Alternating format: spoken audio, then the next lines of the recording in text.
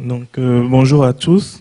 Donc, je m'appelle Joshua Amavi. Je vais vous présenter des travaux sur le calcul du plus grand ensemble de dépendances fonctionnelles sur un système, sur un multisystème. Donc, ce travail s'inscrit dans le cadre de ma thèse que j'effectue au LIFO à Orléans et qui est dirigée par Myriane Alfred Ferrari. Donc, elle n'a pas pu être présente parmi nous. Elle a eu un imprévu, donc elle tient à s'excuser pour son absence. Donc voici donc le plan de ma présentation. Donc je vais commencer par une motivation, ensuite introduire quelques notions pour pouvoir préparer le terrain pour l'algorithme que nous proposons, vous présenter des résultats expérimentaux et ensuite terminer par une conclusion. Donc on va supposer qu'on a des systèmes locaux. Donc chaque système local comprend un ensemble de documents XML. Donc, les documents XML sont contraints par un schéma, un type D, donc qui en gros dit comment est structuré les documents XML.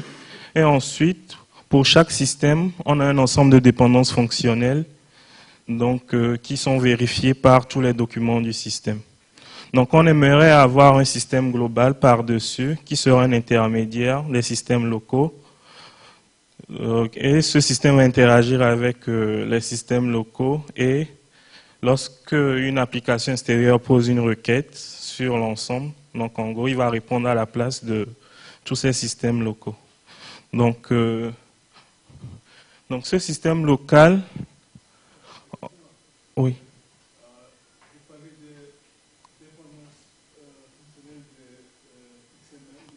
Oui, de XML, oui. Sur XML, sur les documents XML.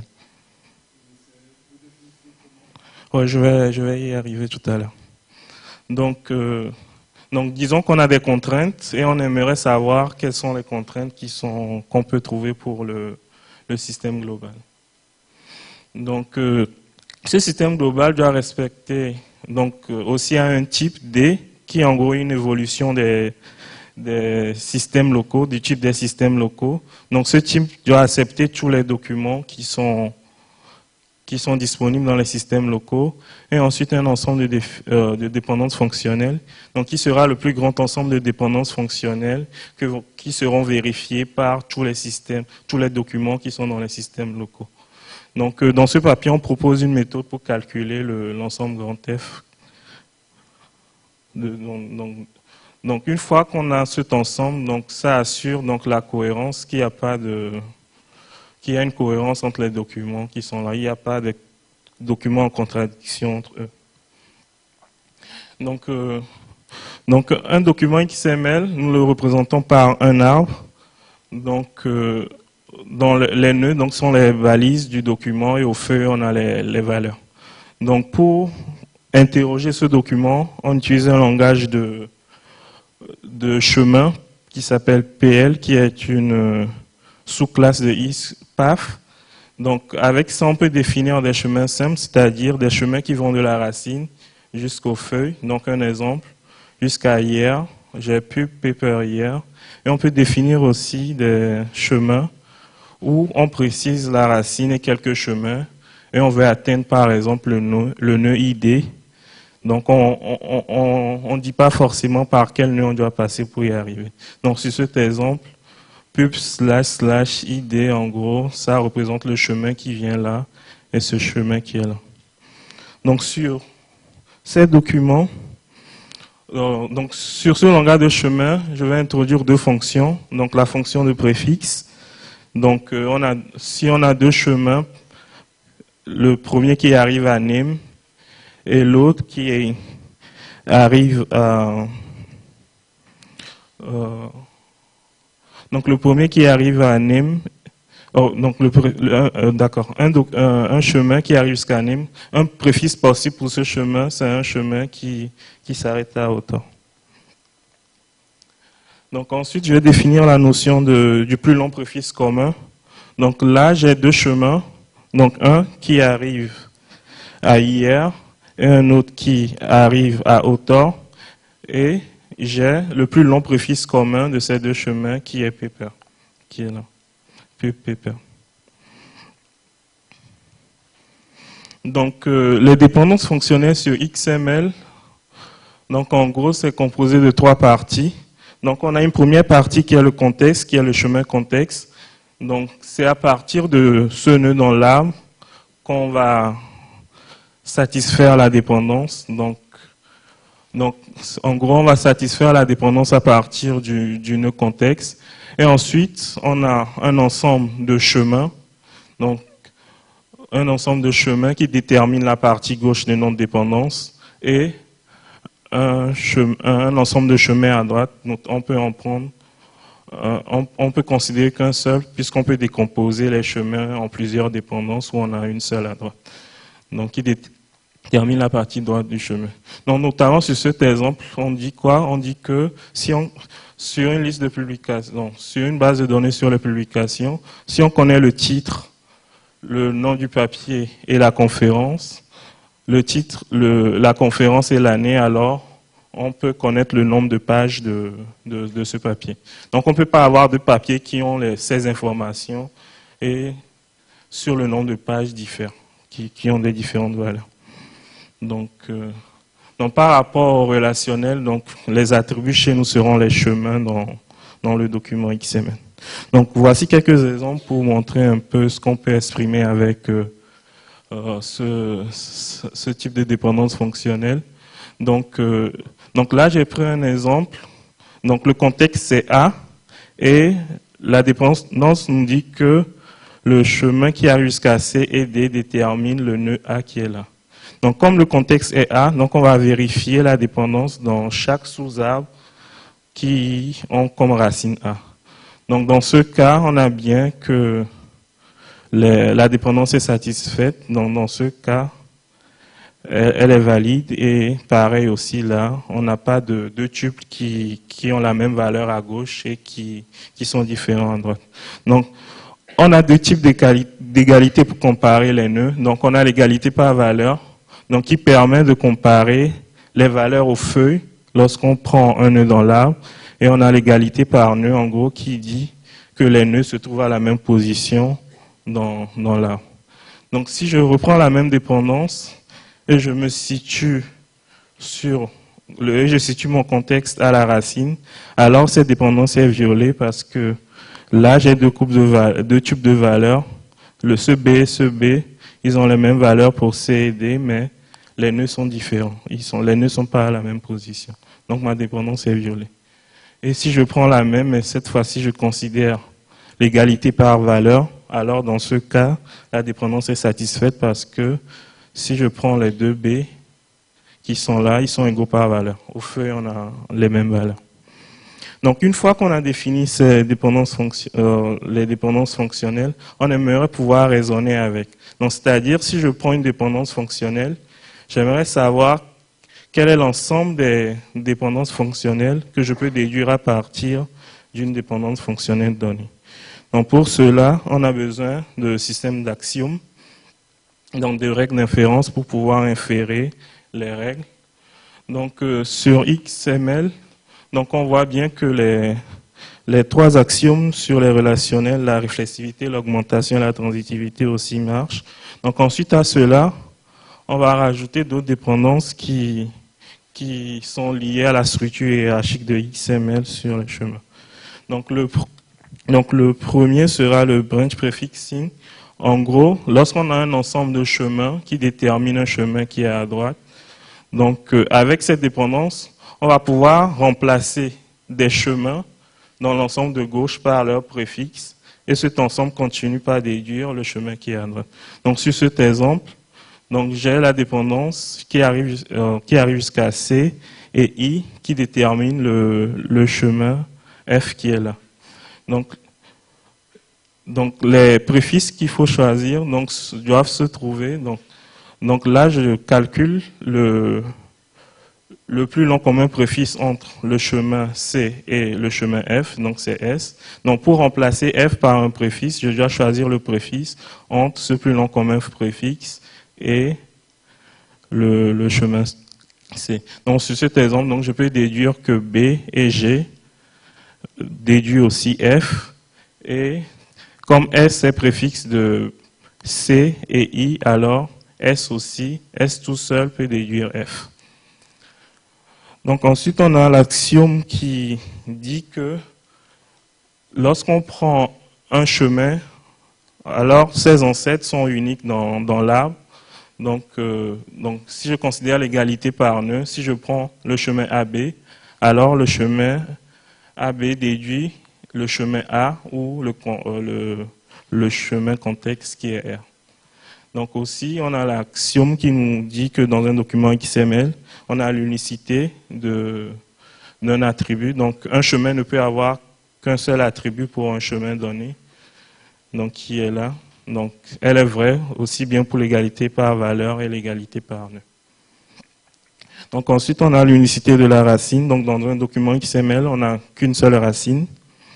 Et le dernier permet d'étendre le contexte. Donc, c'est-à-dire, si j'ai une dépendance qui est vraie, alors, s'il existe un autre chemin qui est préfixe de tous les chemins qui apparaissent dans la dépendance, alors je peux étendre mon contexte, descendre plus bas, et cette dépendance sera vérifiée sur le contexte qui est plus long que j'étends. Donc, une fois on a prouvé que ce système d'axiomes est correct, c'est-à-dire qu'à partir de ce système, on déduit que des dépendances correctes.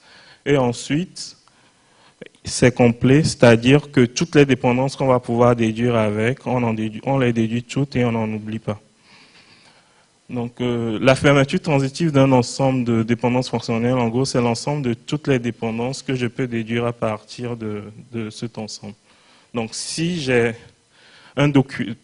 prends des documents qui respectent l'ensemble grand F, alors toutes les dépendances qui sont dans F+, aussi doivent être satisfaites par les documents. Donc, ensuite, il y a la fermeture d'un ensemble donné. Donc, lorsque je prends un ensemble de chemins, donc la fermeture transitive, en gros, c'est l'ensemble de tous les chemins que je peux déduire à partir de mon ensemble de chemins.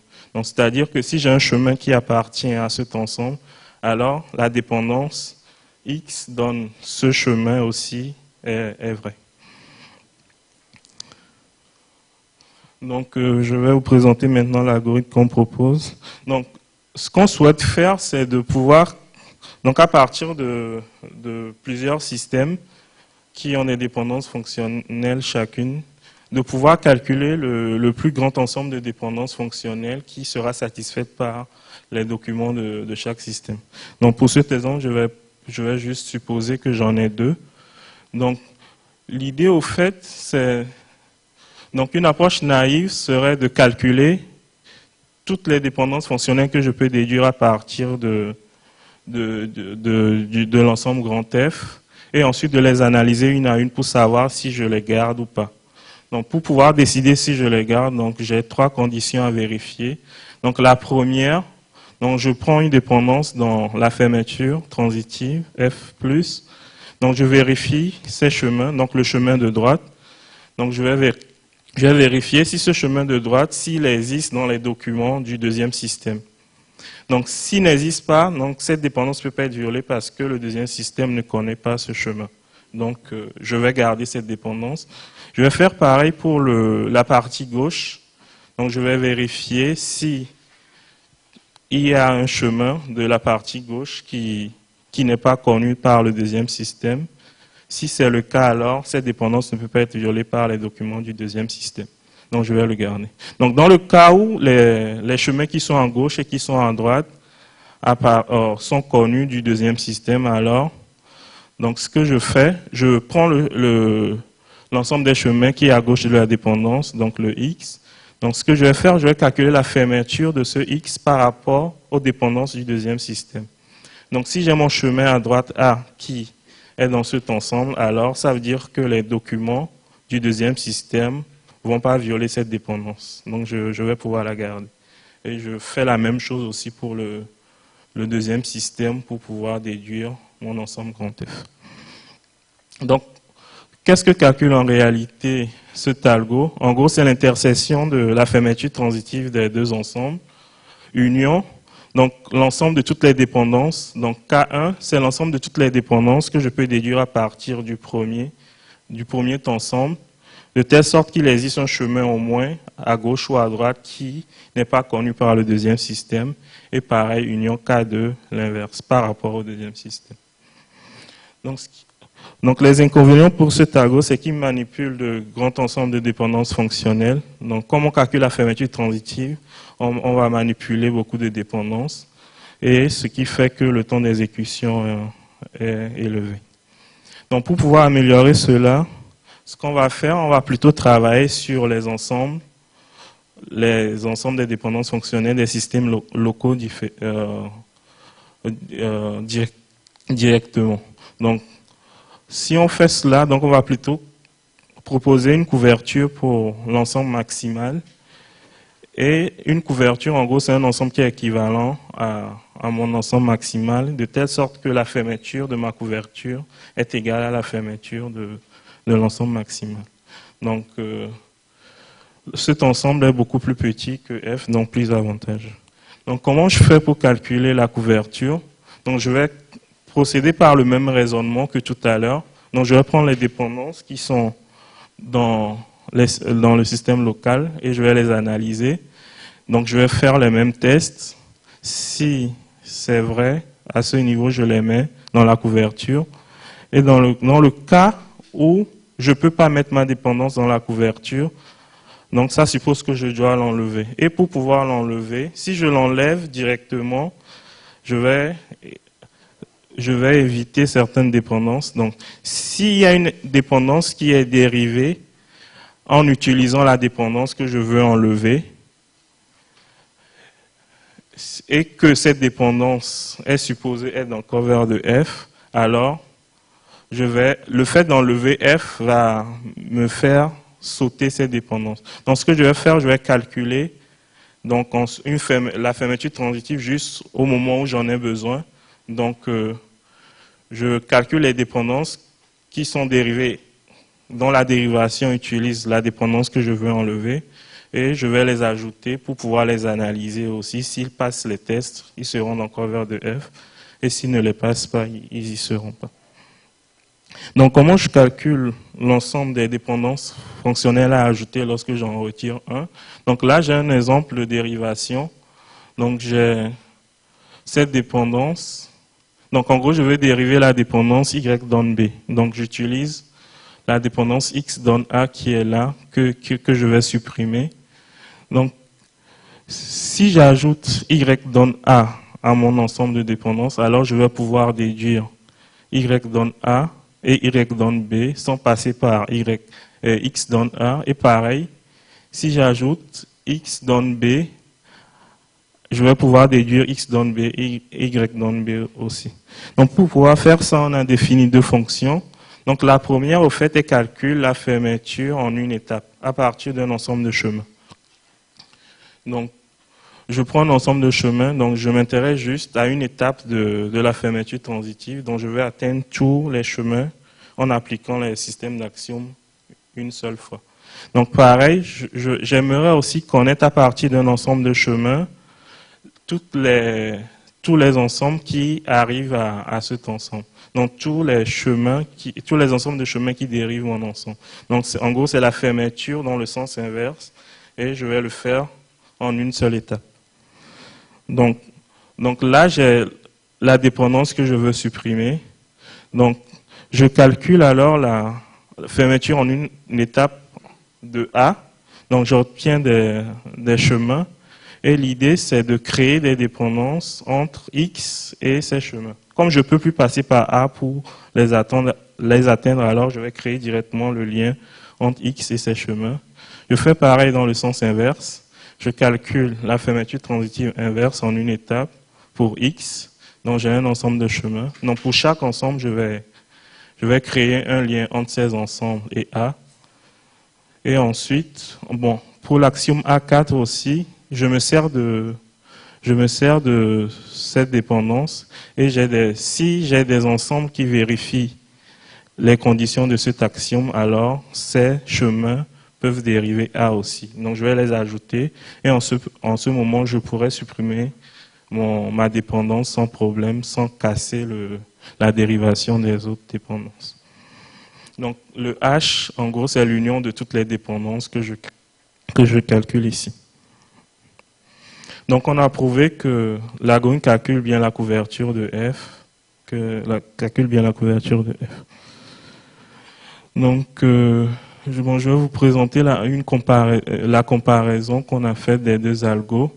Donc là, on a commencé. Donc là, la première ligne en gros, c'est le premier système, il contient 5 dépendances fonctionnelles et pareil pour le deuxième.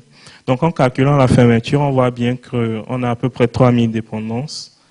Et le F qu'on obtient, il est de l'ordre de 5000 dépendances. Et bon, on voit, il est un peu plus petit que la somme des deux. Et par contre, la couverture, elle contient que 30 et elle est calculée plus rapidement. Donc pareil, lorsque je passe à 10 dépendances pour les systèmes locaux, donc là j'ai à peu près 11 000 dépendances pour donc le plus grand ensemble et sa couverture elle est de l'ordre de 61 et avec un temps raisonnable aussi. Lorsque je passe à 15, donc j'ai un dépassement de la capacité mémoire, donc ce qui fait que j'ai pas de résultat pour le plus grand ensemble, mais par contre pour la couverture ça me fait 92 dépendances avec un temps raisonnable de 3 secondes. Donc, dans ce papier, donc, on a proposé un système d'action pour les dépendances fonctionnelles, donc en utilisant un contexte et deux types d'égalité. Donc, notre axiome est un peu similaire à ceux de Vincent et la comparaison entre les deux. Donc, eux, ils n'ont pas de contexte. Nous, oui. Donc, le langage de chemin que nous utilisons, c'est PL. Donc, eux, ce sont les chemins simples. Donc, les dépendances commencent toujours à la racine. Et les chemins par lesquels sont détaillés. Et nous avons deux types d'égalité. L'égalité par nœud et par valeur. Et eux, ils n'ont que l'égalité par valeur. Donc, ensuite, on a défini deux fonctions. Donc, le calcul de la fermeture en une seule étape, en allant vers l'avant.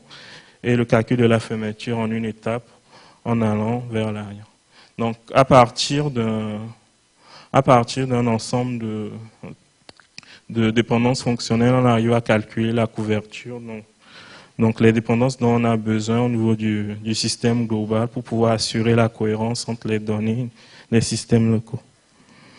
Donc, comme travaux futurs, donc, on aimerait pouvoir étendre notre approche à d'autres types de dépendances fonctionnelles comme les contraintes d'inclusion et ensuite faire un calcul incrémental de la couverture dans le cas où les systèmes locaux évoluent.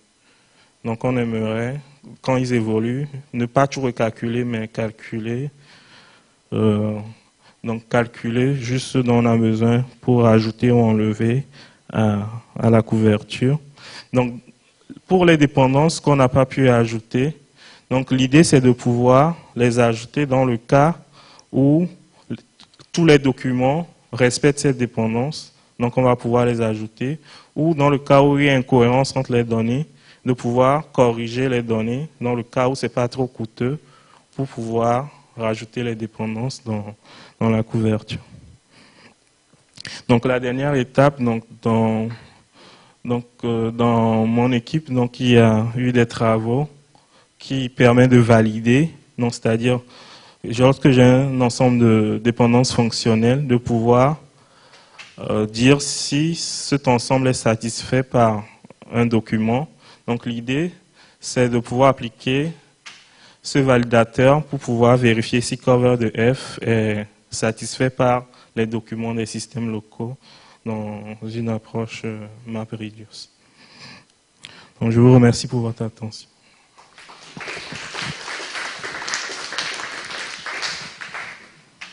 On a le temps pour quelques questions.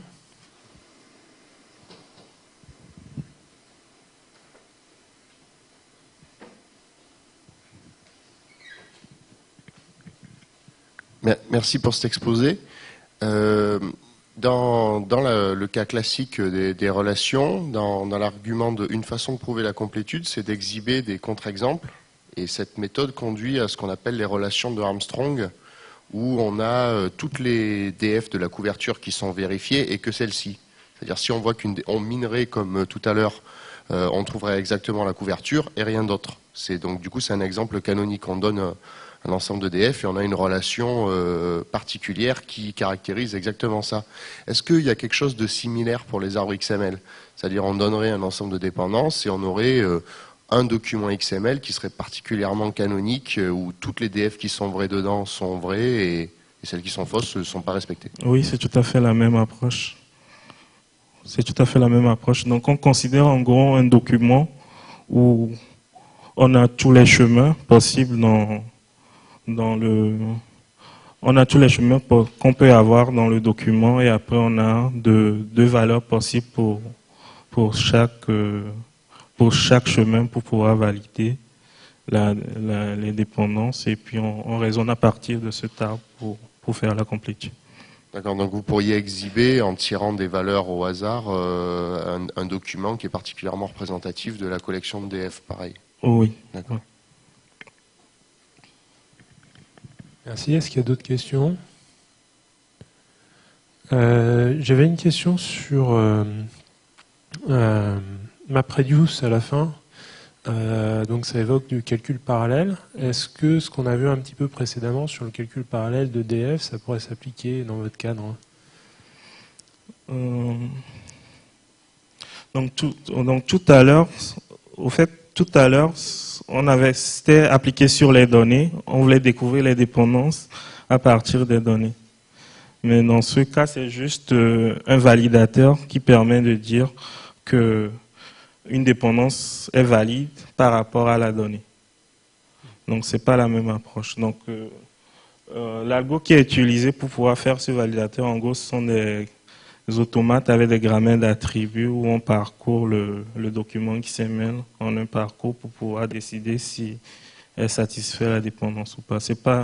On n'est pas en train de découvrir les dépendances, mais plutôt on a une dépendance et on veut satisfaire les données. On veut savoir si cette dépendance est satisfaite ou pas. D'accord. Oui.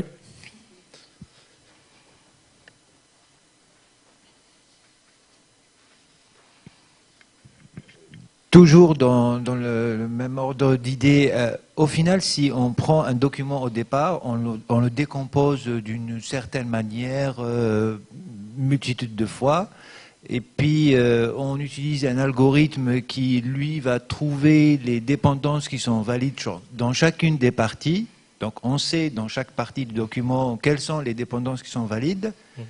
Est-ce que finalement, en utilisant votre méthode, on ne pourrait pas reconstituer toutes les dépendances qui étaient valides dans le document initial? Pour répondre à ma question ou à ce que je suis en train de traiter. Oui, j'ai l'impression que donc vous avez un validateur qui vous dit, voilà, étant donné des ensembles de dépendances qui étaient vrais dans un document et un autre document, vous validez une dépendance sur la globalité. Oui, c'est ça. Et donc, une manière de chercher des dépendances qui étaient dans le document initial, donc retourner le problème, c'était la question, c'est de décomposer le document en sous-documents. Dans chaque sous-document, trouver les dépendances. Oui. Et on retombe sur votre proposition. Vous retrouvez avec un ensemble de dépendances qui sont chacune valides dans une partie du document et vous voulez voir qu'est-ce qui est valide dans la totalité du document. Parce que c'est... Bon, je vois, mais bon, je ne le voyais pas dans cette approche. Si, je vois. Je propose de remercier encore Joshua pour son exposé.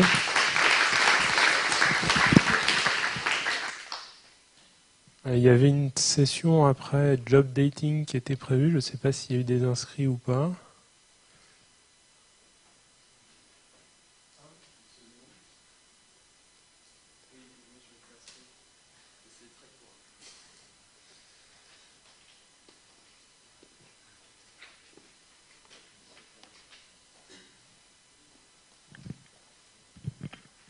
Merci. Bon, j'ai aucune slide. Donc Georges Gruitin, doctorant à Télécom. Et là, je suis en train d'arrêter mon doctorat pour me lancer dans une création d'entreprise. Donc j'ai le projet de venir m'installer à Nantes. Ça va être plutôt technologie web et data mining. Donc voilà, si jamais ça vous intéresse comme projet, je suis vraiment en phase très amont, donc j'ai pas grand-chose à dire dessus à l'heure actuelle. Mais je suis toujours intéressé par connaître du monde et voilà. Donc c'était mon job dating. Merci. Bah justement, c'est vraiment en phase très amont là, donc je sais que technologiquement j'ai envie de faire des choses proches de ce que j'ai fait jusqu'à aujourd'hui. Après, quel cas d'application là il me faut un mois et demi. Dans un mois et demi, je vous dis précisément ce que ce sera. Il y a deux grandes choses qui m'intéressent. Les places de marché virtuelles, donc connecter une offre et une demande avec une application web. Donc Booking.com, Airbnb, Le Bon Coin, enfin toutes ces choses-là. Et tout ce qui est gestion de données en service. Donc là, c'est plutôt pour les entreprises, les CRM, etc. Donc il y a une logique d'interface au début, puis dans un deuxième temps, venir ajouter de l'intelligence artificielle sur du traitement de données. Voilà. Donc écoutez, je suis à votre disposition si ça vous intéresse.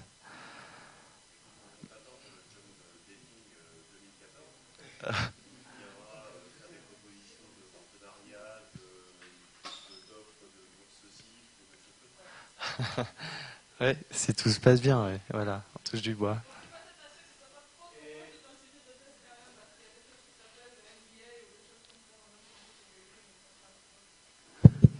Ouais. La propriété intellectuelle. Et juste une petite question, et pourquoi Nantes? Je suis originaire de Nantes, là je travaillais à Paris et je me suis posé la question de rester à Paris ou de bouger. C'est vrai que pour de la R&D, pour des projets un peu plus moyen terme, c'est vrai que un cadre de vie plus calme, voilà, plus d'espace et une ville qui bouge sur le plan informatique avec l'association Atlantique 2.0, voilà, des choses qui se passent. Donc à la fois un goût personnel et puis un territoire attractif, je pense. Qui me posait la question? Je ne vois pas. D'accord. Voilà. Et des labos de recherche à foison. Voilà. Et le Technopole aussi, que j'ai contacté. Ouais.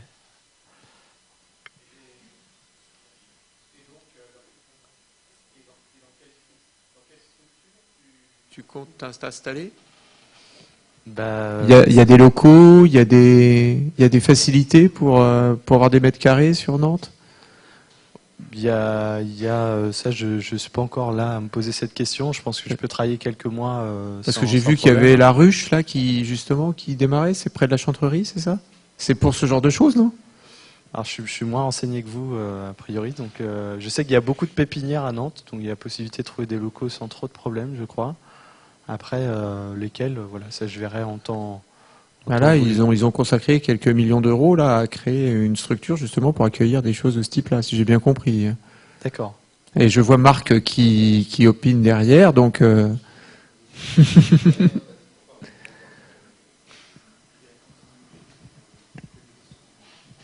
oui, la cantine numérique, oui, qui est un lieu très sympa, avec plein de geeks. J'aime beaucoup. Ouais, j'y suis passé, ouais. Oui, et puis de la nature, des beaux bâtiments et tout, c'est sympa. Bon voilà, je vous retiens pas plus longtemps avant le déjeuner.